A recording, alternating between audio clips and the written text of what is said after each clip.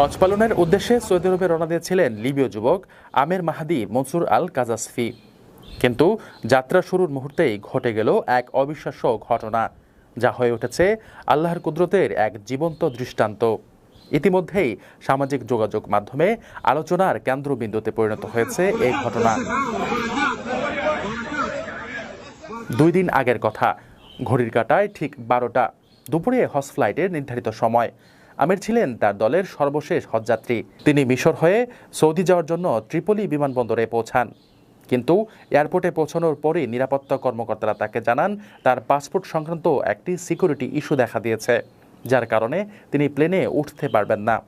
বাকিরা বোর্ডিং শেষ করে প্লেনে উঠে যান, আর আমের একা বসে থাকেন হজের আশাভঙ্গের আশঙ্কা নিয়ে। পরিস্থিতি দেখে এক নিরাপত্তা কর্মকর্তা দুঃখের সঙ্গে বলেন, সবই আল্লাহর ইচ্ছা, হয়তো এ হজযাত্রা তোমার কপালে ছিল না। কিন্তু আমের ভয় পাননি। তার মুখে ছিল দৃঢ় বিশ্বাস ভরা জবাব, ইনশাআল্লাহ প্লেনটি উড়বে না, আবার আসবে। আমার নিয়ত হজ, আমি অবশ্যই যাব। প্রবল বিশ্বাসের সঙ্গে দেওয়া তার এ জবাবের কিছুক্ষণ পরই ঘটে যায় প্রথম বিস্ময়। এয়ারপোর্টে ঘোষণা এলো প্লেনটিতে যান্ত্রিক ত্রুটি দেখা দিয়েছে আর সেটি ফিরে আসছে। বিমানবন্দরে সবার চোখ বিস্ময়ে বড় হয়ে গেল, কিন্তু তাতেও পাইলট আমিরের জন্য দরজা খুলেননি। দ্বিতীয়বারও আমিরকে ছেড়ে উড়ে গেল বিমানটি, কিন্তু মাঝ আকাশে বিমানটি আবারও বিপাকে পড়ে। এবার মৌসুমি ঝোড়ো আবহাওয়ার কারণে বিমানটি আবারও ফিরে আসে। তখন পাইলট নিজেই বলেন, আল্লাহর কসম, আমি আর উড়ব না যতক্ষণ না আমের প্লেনে ওঠেন।